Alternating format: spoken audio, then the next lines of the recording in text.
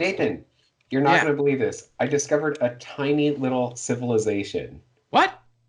Yeah, it's so incredible. Look, they made these cars. It's Okay. I mean, it looks like a miniature toy car. How do you know that this is like a civilization? It's not some kid's toy that you found. well, I found this the last night, and then I checked again this morning, and I found another super futuristic car. See Oh. that? Uh-huh. They're developing so quickly. They? Have you seen these people?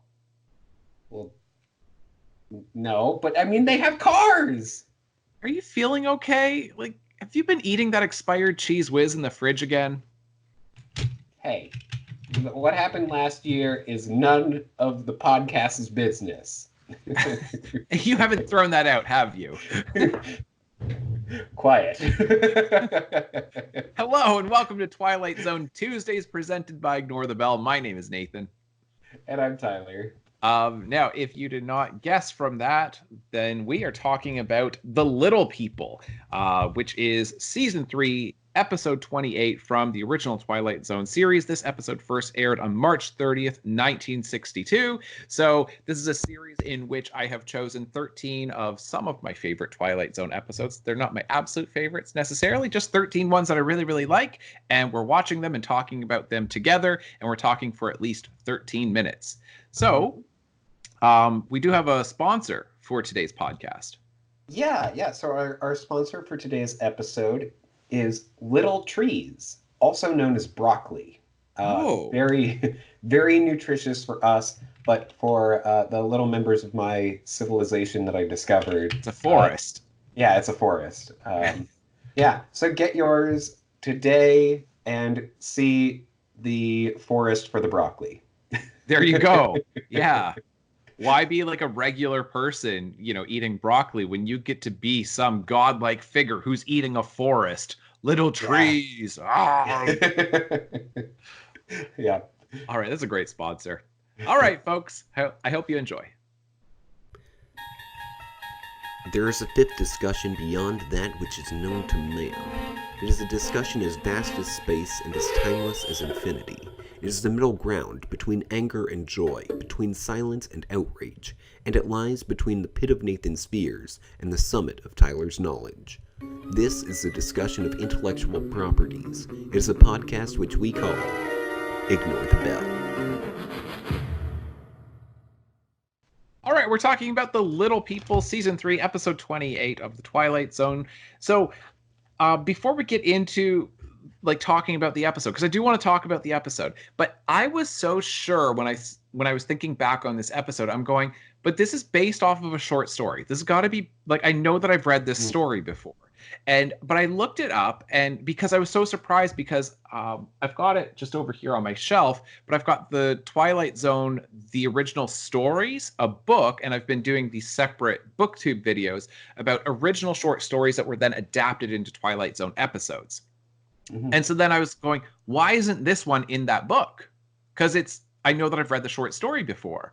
And anyway, I've been doing a little bit of digging because I know that I've read it. So the story that I'm thinking of is called Microscopic God, which is in the Science Fiction Hall of Fame, which is the, certainly, I think everybody would agree, this is the best anthology for classic science fiction stories. It covers 1929 to 1964. This was first published, I think, in 1970, and it's edited by Robert Silverberg. I mean, if you know anything about science fiction, then you know this book. And Theodore Sturgeon is one of the best sci-fi writers from the mid-20th century. And so he wrote this short story called Microscopic God. And then there's the Simpsons episode, the Halloween special, where Lisa then develops her own civilization in a petri dish, right? And then she becomes a god to that. So that is actually a parody of Theodore Sturgeon's short story, Microscopic God, and not the episode of The Twilight Zone, The Little People. Because interesting. Microscopic God was published in 1949 or 1941.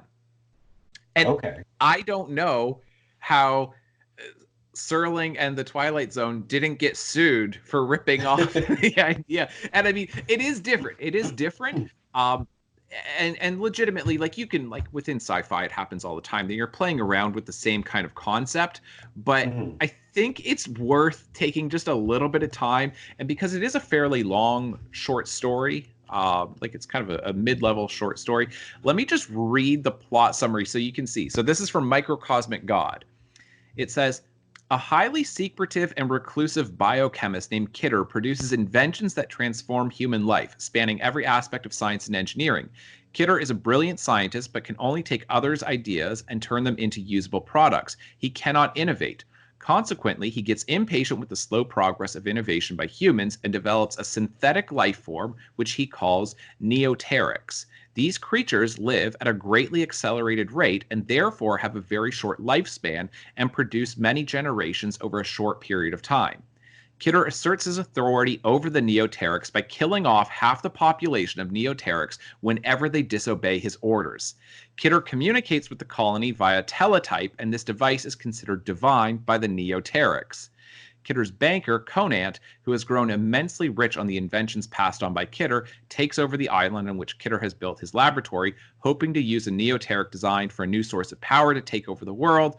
When the banker strikes to kill Kidder and the workers who had assisted in building the power plant, Kidder asks the neoterics to throw up an impenetrable force field, right? And then it goes on from there. But that's Microcosmic God. Now, I understand that the plot is different enough that it's legitimately not plagiarism. And I'm not, like, I'm being facetious when I say, like, I don't know how they didn't get sued. But this whole thing of, in the short story, okay, it's a synthetic life form that he creates. Right. And that, but most of it is there of he becomes a godlike figure to this, you know, microcosmic, like, or microscopic civilization, to keep them in line and get them to do his bidding. He's constantly scaring them by just killing off half of the population. Right.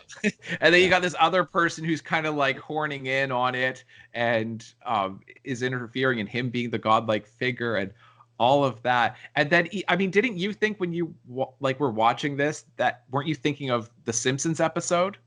Yeah, no, I definitely did have that connection, but the stronger connection to me was to an episode of Futurama, in which Bender goes, the robot goes flying out into space and then ends up getting hit by a meteor, and it gets lodged in his main torso compartment or whatever. And it has all these life forms on it who then worship him as their god. And he tries to help them, but then ends up, like, burning their fields instead of just giving them a little bit of sunlight. And, right. You know, whatever. He's like, and beer in order to survive. So they start, you know, harvesting everything, like making beer for him. And then the people on his backside are upset because they aren't getting... you know, they never get to see him or hear from him. Right. So that was the stronger connection to me. And again, like, it's different enough, but like it's still playing with that same kind of theme. And then, of course, at the end, Bender runs into this god figure who is just like an entity. It's a non-corporeal thing, which ends up you know, talking to him about how difficult it is to, you know, receive prayers and respond to them. Honestly, one of my absolute favorite episodes of Futurama.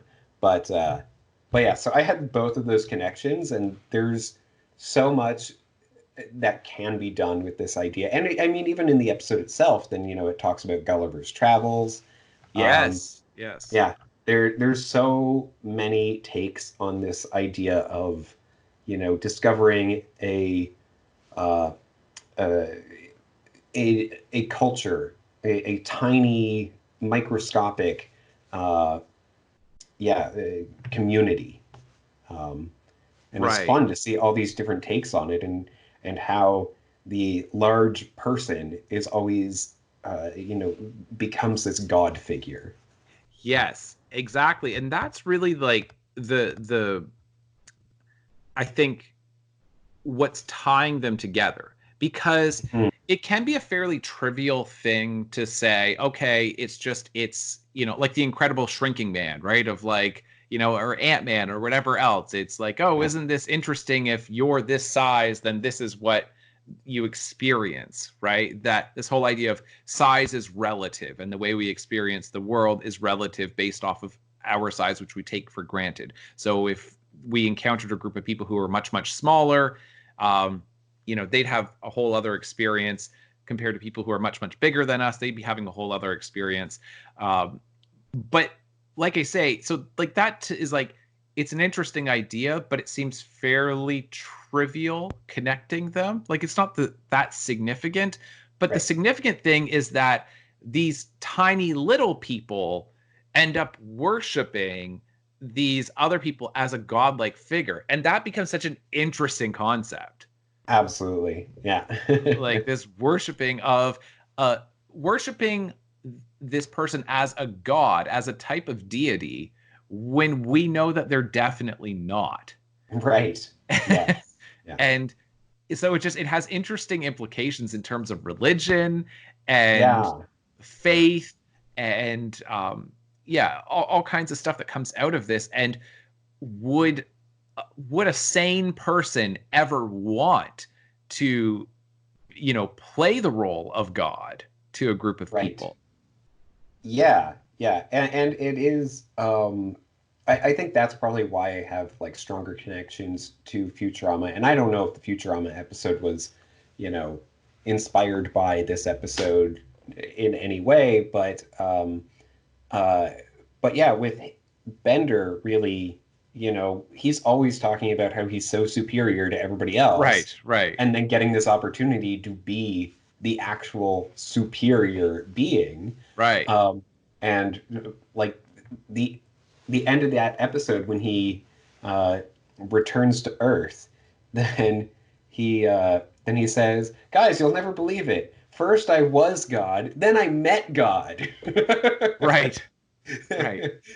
And it's such an interesting little line there where it's like, okay, wait, not a God and then a God. No, first I was God, then I met God. Yes. No, that's exactly it. And I mean, that is one thing that this episode has that I absolutely love, is the twist that you get at the end of it. And it's already a really, really interesting episode, right? Yeah. All of the themes that you have in terms of like characterization, and you get, what's the one guy's name who wants to be the god to them? I forget his last name is Craig, I think. Yeah, Craig. Peter Craig. And then the other astronaut is William Fletcher. So Craig is it's done so well because it's such economical writing, where you can see that they've spent so much time with each other, these astronauts, that they are on each other's nerves like crazy to the nth degree at this point, because it's just the two of them apparently traveling by this rocket ship, and they've had enough of each other, which makes perfect sense. Being in close quarters like that for an extended period of time, and you're just locked into that small little ship.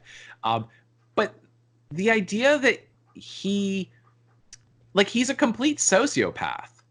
Right. Like, yeah, I mean, he's just absolutely, like, he just sees people as, objects to be manipulated to help him, but he has no compassion. None. Yeah.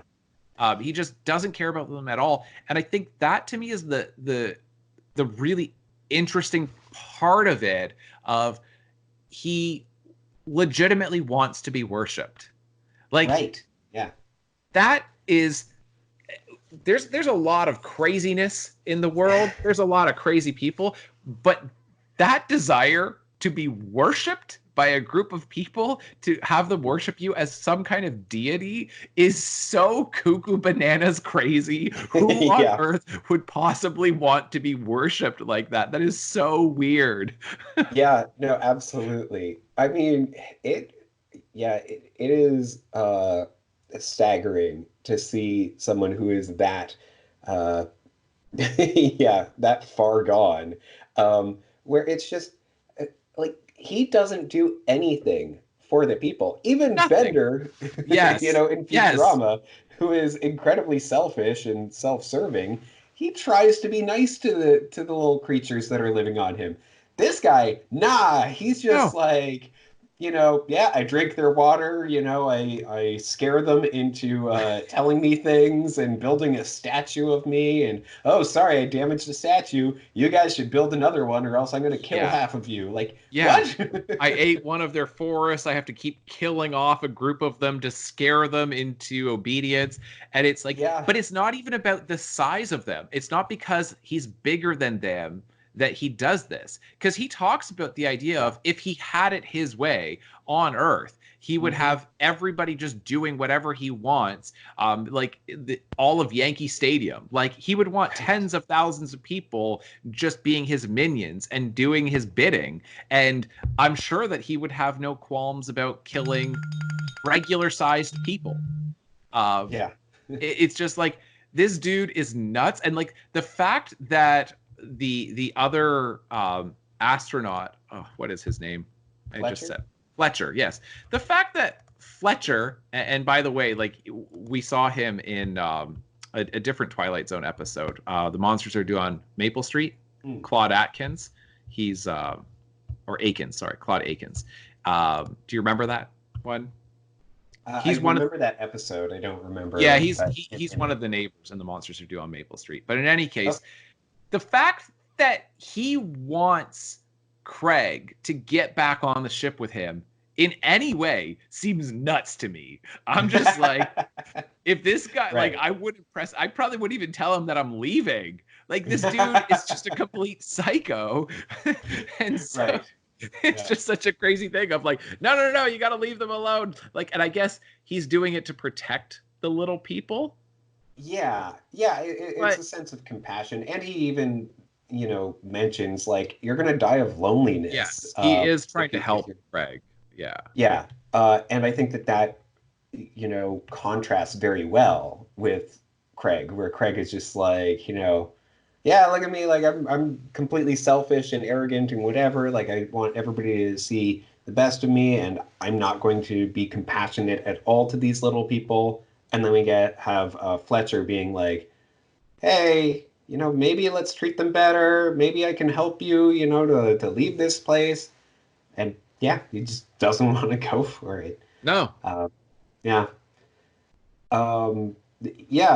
is. It's a really interesting episode, and I do love that twist at the end. I mean, my goodness, that sound though, that is hard to hear.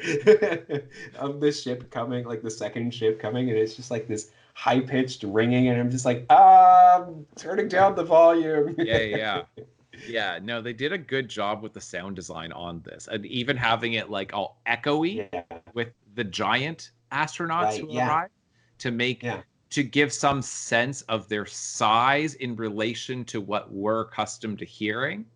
The sound design is like interesting on the entire episode, because then the way they get the little people on this planet, the way they kind of get the sounds of them to just sound so tiny.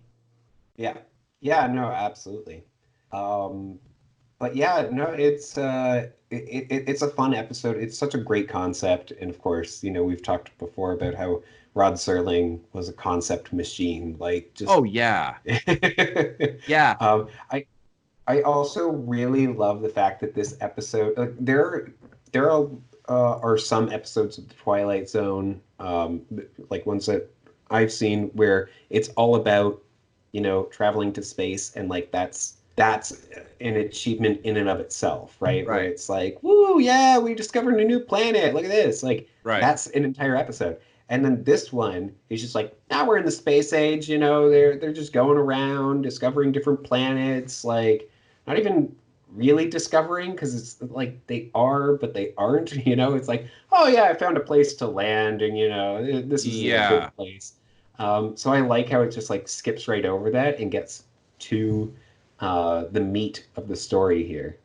Yeah, exactly. That's what I'm saying is this is really economical writing. And it immediately gets to the plot of this story. And it is season 3 of the Twilight Zone. So I wonder, because we're not going through this in perfect order. So I wonder how much you would notice that from season 1 to season 2 to season 3 and so on of, by the later seasons, we don't need to spend as much time establishing these things. Not only has Serling kind of explored those early ideas of just space travel because he wrote so many of these episodes, but the audience is educated enough on what the show is, that they just go, okay, we're on this planet. It's the space age. Got it. Right. That you don't have to show how they actually got to that point. Yeah. Absolutely.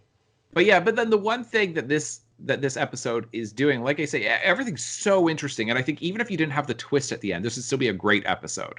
But then the twist of these giant astronauts who show up, and the fact that Craig gets this comeuppance is so wonderful, right? Of like, they pick him up, and like, it's not even like he's really like screaming. Like, I mean, he does scream before they grab him. But like, you just look and it's just, oh, he's dead. Like, oh, you crushed him to death. And it's like, oh, I didn't mean to. And then just like throws him, and you could see that like for that guy, like he had kind of picked up some pebbles, like in a little bit of sand with it. But when it thumps down on the ground, and then you see like that they're like full size rocks, right? Yeah. Like with the scale. But just it's such a great ending of, well, how do you like it? And this guy, like this astronaut, wasn't even being malicious. Right. Yeah. Yeah. No. Absolutely. That's a great point. I really do like that twist, and it's interesting because Craig is aware of this little town, right? This little community that he has discovered, and Fletcher wouldn't have noticed it right away. Like. Craig seems to have very adept hearing. Yeah. But just thinking about, these large, astronauts who appear at the end, like they have absolutely no idea that this little community exists whatsoever. And exactly. Yeah, it's nothing. Even what, Craig was so happy to be worshipped by is nothing to a larger being. Exactly. Yes. Yeah, that's exactly it.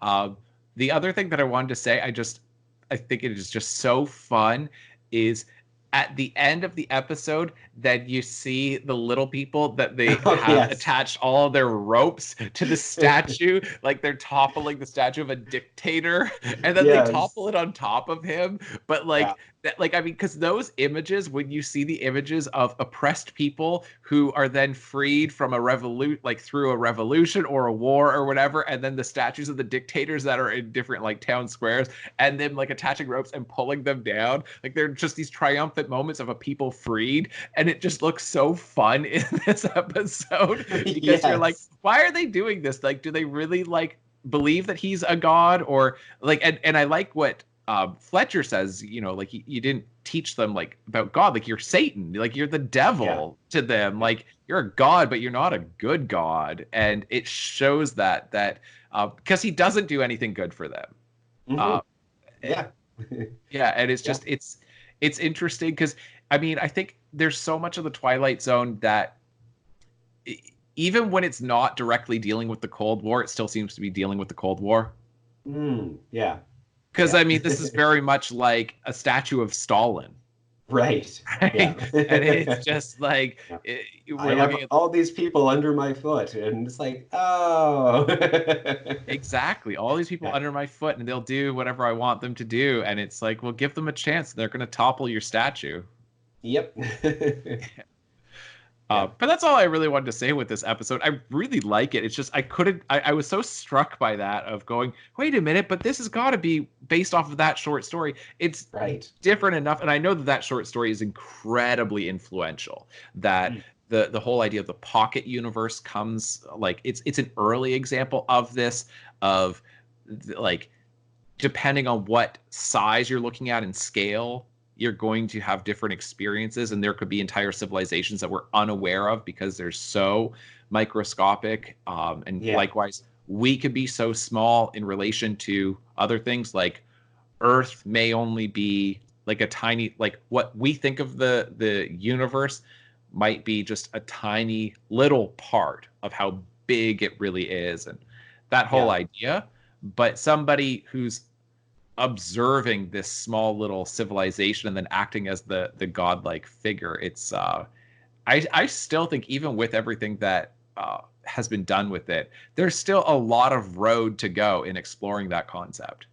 Absolutely. Yeah, no, it truly. But I can't say enough about how incredible that Futurama episode is, because I just think that it does a brilliant job of it. And anyone who hasn't seen that episode, go see it. I believe it is titled Godfellas, but I'll correct that in the description if I'm wrong on that. Yeah, I've seen it, but it's been a while since I've seen it, so I'll watch it again. Yeah, because like the way that they discuss, like receiving prayers and trying to fulfill prayers, but then sometimes they backfire. Right. Yeah, it's really it's so well done. Okay. All right. I think that's about it, though. Yeah, I'm good with that one. All right. Well, thank you so much for watching, and we'll see you next time. Bye. Bye. Imagine, if you will, subscribing and hitting the notification bell. Leave your comments below, and maybe, just maybe, you'll receive a response. All for a channel referred to by many as Ignore the Bell.